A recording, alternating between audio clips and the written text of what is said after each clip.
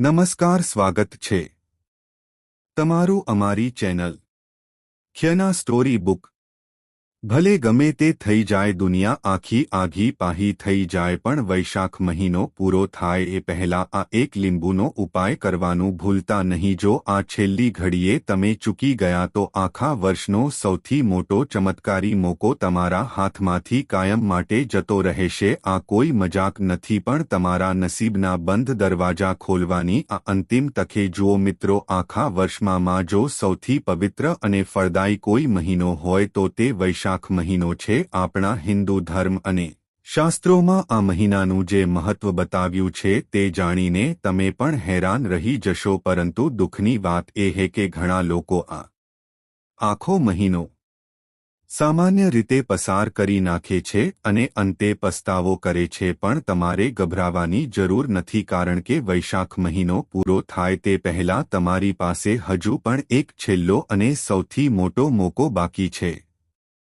જો તમે અત્યાર સુધી કોઈ પણ પૂજાપાઠ કે વિધિ નથી કરી શક્યા તો માત્ર આ એક લીંબુનો પ્રયોગ તમારી જિંદગીની તમામ તકલીફોને જળમૂળથી ઉખેડી ફેંકવાની તાકાત ધરાવે છે।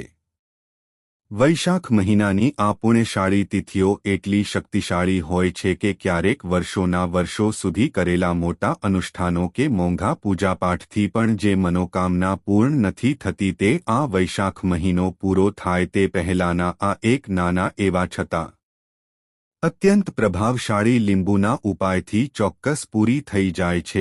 ઉપાયનું ફળ એવું અદ્ભુત મળે છે કે જેની તમે ક્યારે કલ્પના પણ નહીં કરી હોય। આ કોઈ સામાન્ય માહિતી નથી, પણ એક અચૂક પ્રયોગ છે જે આ પવિત્ર મહિનામાં કરવાથી તેનું ફળ અનેક ગણું વધી જાય છે અને તમારી મનોકામના ખૂબ જ જલ્દી પૂર્ણ થાય છે, કારણ કે તમે આ કાર્ય વર્ષના સૌથી શ્રેષ્ઠ મહિનામાં કરી રહ્યા છો। ઘણા લોકોએ આ લીંબુનો ઉપાય અગાઉ કર્યો છે અને આજે તેઓ સુખ સમૃદ્ધિમાં રમી રહ્યા છે। જો તમે પણ તમારી કિસ્મત બદલવા માંગતા હોવ તો આ ઉપાયને પહેલા શાંતિથી સમજી લ્યો, એક શબ્દને ધ્યાનથી સાંભળી લ્યો અને પછી જ પૂરી શ્રદ્ધા સાથે આ કાર્ય કરજો। આ વિડિયો જોયા પછી મારે તમને ગેરંટી આપવી પડશે કે તમારે આ વિષય પર બીજો કોઈ પણ વિડિયો જોવાની કે કોઈને પૂછવાની જરૂર નહીં રહે, કારણ કે અમે તમને એક વાત ઝીણવટપૂર્વક સમજાવવા જઈ રહ્યા છીએ। આ મોકો તમારા હાથમાંથી સરખી ના જાય તે જોવાની જવાબદારી હવે તમારી છે। પરંતુ આ દિવ્ય ઉપાયની શરૂઆત કરીએ તે પહેલા મારે તમારી પાસે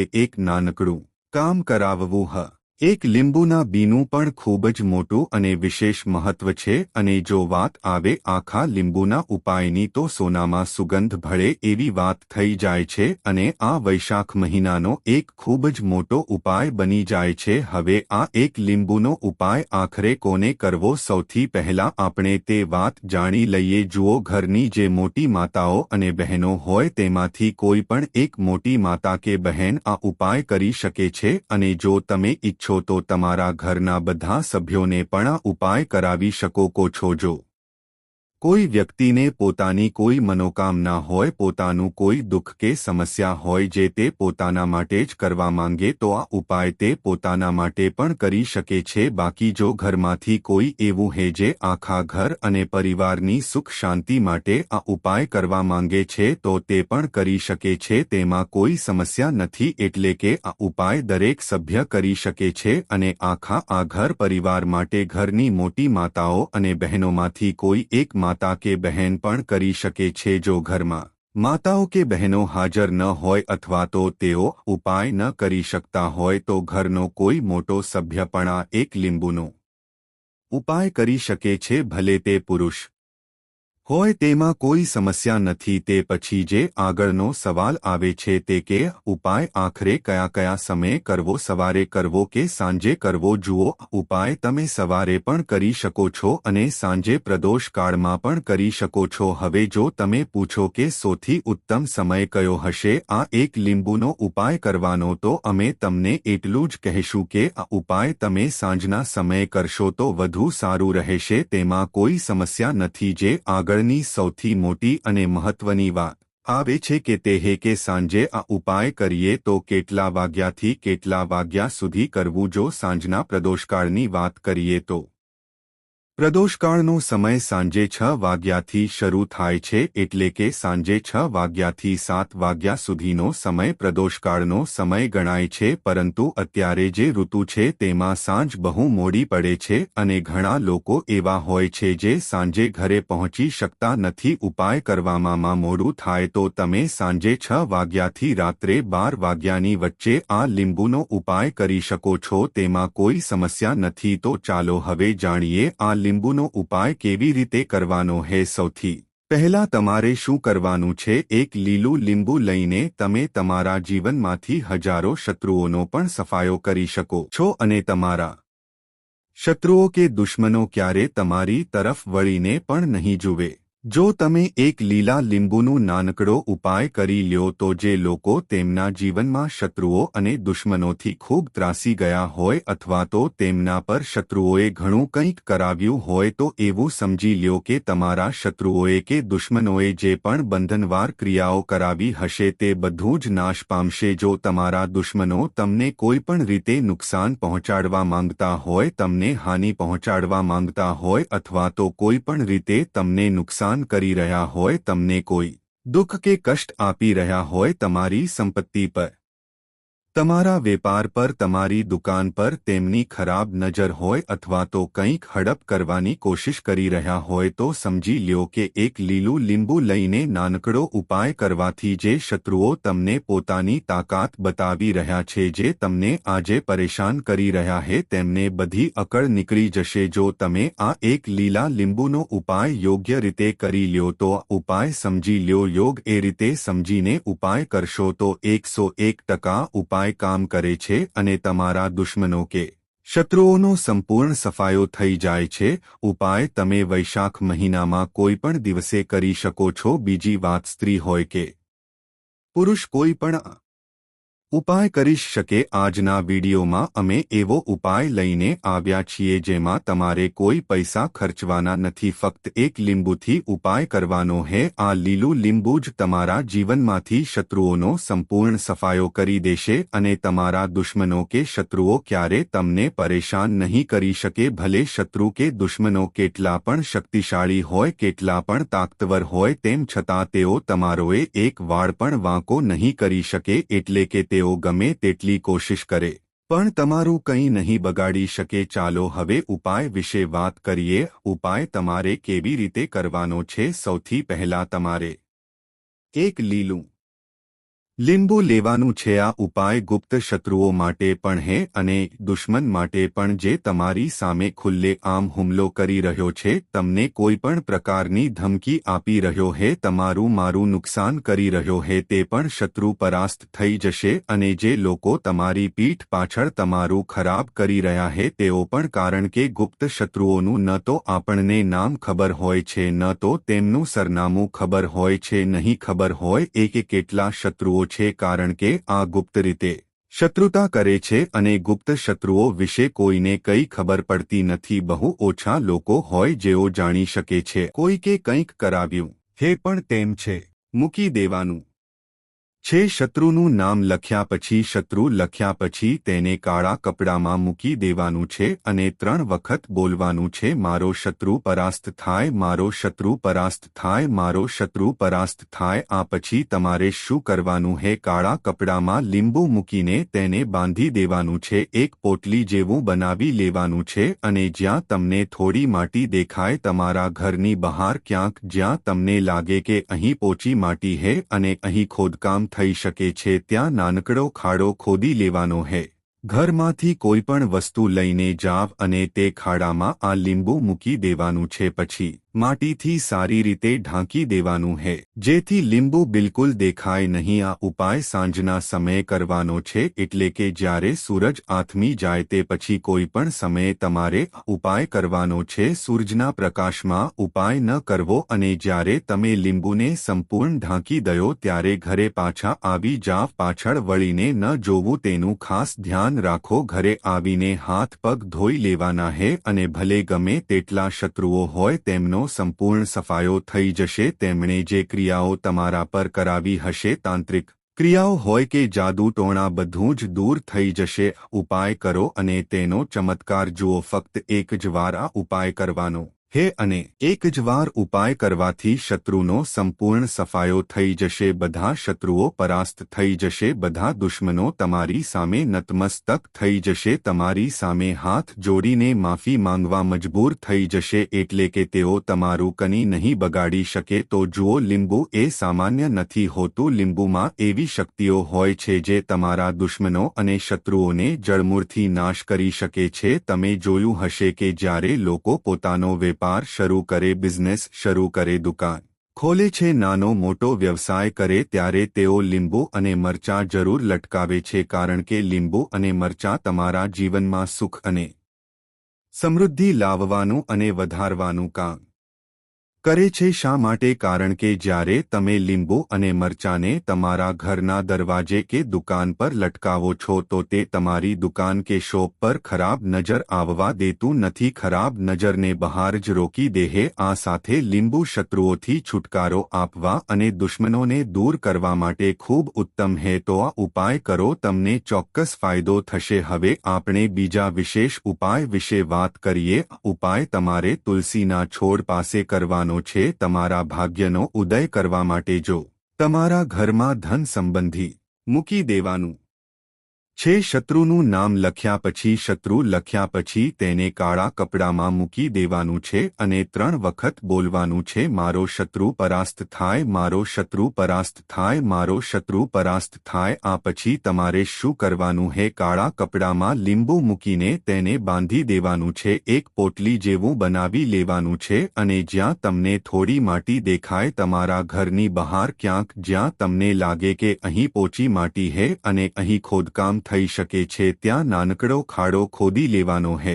ઘરમાંથી કોઈ પણ વસ્તુ લઈને જાવ અને તે ખાડામાં આ લીંબુ મૂકી દેવાનું છે। પછી માટીથી સારી રીતે ઢાંકી દેવાનું હે જેથી લીંબુ બિલકુલ દેખાય નહીં। આ ઉપાય સાંજના સમયે કરવાનો છે, એટલે કે જ્યારે સૂરજ આથમી જાય તે પછી કોઈ પણ સમયે તમારે ઉપાય કરવાનો છે। સૂરજના પ્રકાશમાં ઉપાય ન કરવો અને જ્યારે તમે લીંબુને સંપૂર્ણ ઢાંકી દો ત્યારે ઘરે પાછા આવી જાવ। પાછળ વળીને ન જોવું, તેનું ખાસ ધ્યાન રાખો। ઘરે આવીને હાથ પગ ધોઈ લેવાના હે અને ભલે ગમે તેટલા શત્રુઓ હોય તેમનો સંપૂર્ણ સફાયો થઈ જશે। તેમણે જે ક્રિયાઓ તમારા પર કરાવી હશે, તાંત્રિક ક્રિયાઓ હોય કે જાદુ ટોણા, બધું જ દૂર થઈ જશે। ઉપાય કરો અને તેનો ચમત્કાર જુઓ। ફક્ત એક જ વાર આ ઉપાય કરવાનો હે અને એક જ વાર ઉપાય કરવાથી શત્રુનો સંપૂર્ણ સફાયો થઈ જશે। બધા શત્રુઓ પરાસ્ત થઈ જશે। બધા દુશ્મનો તમારી સામે નતમસ્તક થઈ જશે। તમારી સામે હાથ જોડીને માફી માંગવા મજબૂર થઈ જશે।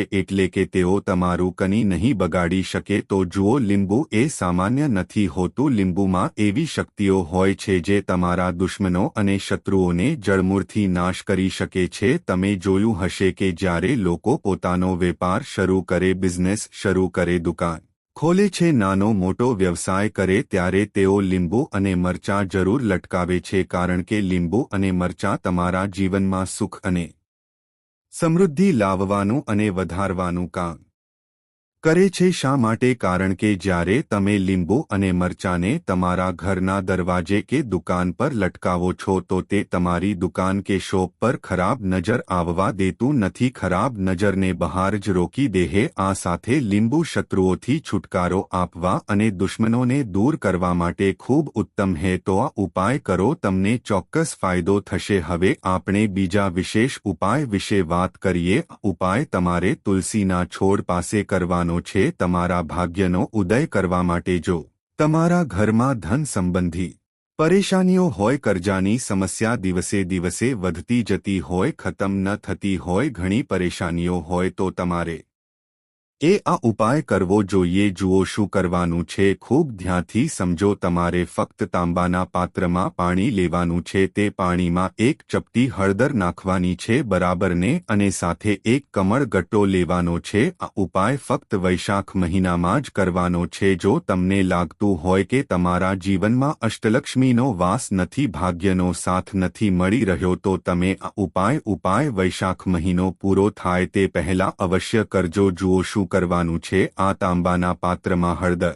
નાખવાની છે અને એક કમળ ગટ્ટો નાખવાની છે। હવે તમારે તુલસીજી પાસે જવાનું છે। જ્યારે તમે પાણીના પાત્રમાં હળદર નાખો ત્યારે તમારે મ નમો ભગવતે વાસુદેવાય નમઃનો 11 વાર જાપ કરવાનો છે। પછી હળદર નાખવાની છે। જ્યારે તમે કમળ ગટ્ટોના નાખો ત્યારે ઓમ મહાલક્ષ્મી નમઃનો જાપ કરતા એ કમળ ગટ્ટો નાખવાનો હે। 11 વાર જાપ કરવાનો હે બરાબરને। કમળ ગટ્ટો અને હળદર બંને હોવા જોઈએ। કમળ ગટ્ટો મહાલક્ષ્મીનું પ્રતીક માનવામાં આવે છે અને હળદર ભગવાન વિષ્ણુના નિમિત્તે તે નાખવાની હે। આ પાણીને તમારે તુલસીજીના મૂળમાં અર્પણ કરવાનું છે। મ નમો ભગવતે વાસુદેવાય નમઃનો જાપ કરતા આણ પાણી અર્પણ કરવાનું હે। ધન સંબંધિત કોઈપણ પરેશાનીઓ હોય તો તે દૂર થાય એવી પ્રાર્થના કરવાની હૈ। કરજાની સમસ્યા હોય તો એ દૂર થાય એવી કામના કરતા આ નાનકડો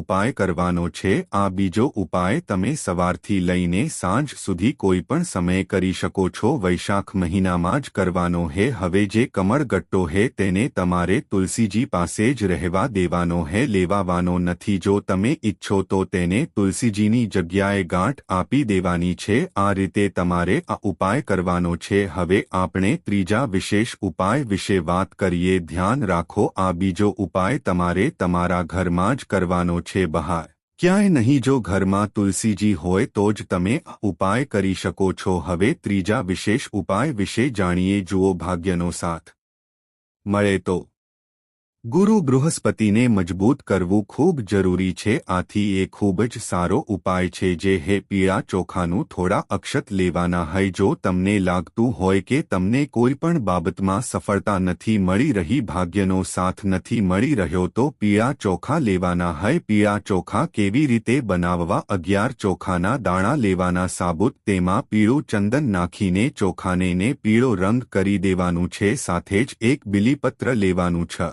અને તાંબાના પાત્રમાં પાણી લેવાનું છે। આ ત્રણેય વસ્તુઓ લઈને ભગવાન શિવના મંદિરમાં જવાનું છે। જે બીલીપત્ર છે તે માતા અશોક સુંદરી વાળી જગ્યાએ અર્પણ કરવાનું છે। બીલીપત્રનો દંડીવાળો ભાગ જલધારી તરફ હોવો જોઈએ। આ રીતે તમારે બીલીપત્ર અર્પણ કરવાનું છે। જ્યારે બીલીપત્ર અર્પણ કરો ત્યારે ભગવાન ભોળાનાથનું નામ લેવાનું છે। માતા અશોક સુંદરી વાળી જગ્યાએ હવે જે ચોખાના દાણા હે, જે અક્ષત લાવ્યા છો, તે ભગવાન શિવના શિવલિંગ પર અર્પણ કરવાના હે। જ્યારે અર્પણ કરો ત્યારે ભગવાન ભોળાનાથનું નામ લેવાનું છે। બૃહસ્પતિ શિવર મહાદેવ એવા મહાદેવ હૈ જે તમારા ગુરુ ગ્રહને મજબૂત કરે છે। આ રીતે તમારે અર્પણ કરવાનું છે અને અંતમાં એક લોટો પાણી ધીમે ધીમે પાતળી ધારથી બૃહસ્પતિ શિવર મહાદેવનું સ્મરણ કરતા અથવા તો શ્રી શિવાય નમસ્તુભ્યમનું જાપ કરતા અર્પણ કરવાનું છે। ઉપાય ફક્ત અને ફક્ત વૈશાખ મહિનામાં જ કરવાનો છે અને આ ઉપાય ખૂબ જ પ્રભાવશાળી છે। ધ્યાન રાખો, હળદરનો ઉપયોગ ન કરવો। ચોખાને પીળા કરવા માટે ફક્ત પીળું ચંદન જ ઉપયોગ કરવું। આ ઉપાય જે કોઈ કરે છે તેના જીવનનું બધું અંધકાર દૂર થઈ જાય છે, તેને સફળતા મળે છે, બૃહસ્પતિ મજબૂત થાય છે અને ભાગ્યનો સાથ મળવા લાગે છે। જો તમે આ ઉપાય પ્રદોષકાળ દરમિયાન કરો તો તે વધુ લાભદાયી સાબિત થાય છે। તો મિત્રો, આ હતો વૈશાખ મહિનાનો એ સૌથી મોટો અને અચૂક લીંબુનો ઉપાય જે તમારી પેઢીઓની ગરીબી દૂર કરવાની તાકાત ધરાવે છે। યાદ રાખજો, સમય ઓછો છે અને મોકો બહુ મોટો હે, એટલે જરા પણ આળસ કર્યા વગર આ ઉપાય પૂરી શ્રદ્ધાથી કરી લેજો। મને પૂરો વિશ્વાસ છે કે આ વૈશાખ મહિનો પૂરો થતા પહેલા તમારા જીવનમાં ખુશીઓનો નવો સૂરજ જરૂર ઉગશે। મિત્રો, આજનો વિડિયો અહીં પૂર્ણ કરીએ છીએ। આજની આ માહિતી પસંદ આવી હોય તો વિડિયોને લાઇક અને તમારા મિત્રો સાથે શેર કરજો। ચેનલ પર પહેલીવાર આવ્યા હોય તો ચેનલને સબસ્ક્રાઇબ કરવાનું ભૂલશો નહીં. કમેન્ટમાં જય માં લક્ષ્મી જરૂરથી લખી દેજો. જય શ્રી કૃષ્ણ. રાધે રાધે. ધન્યવાદ. વિડિયોની અંત સુધી જોવા બદલ તમારો ખૂબ ખૂબ આભાર.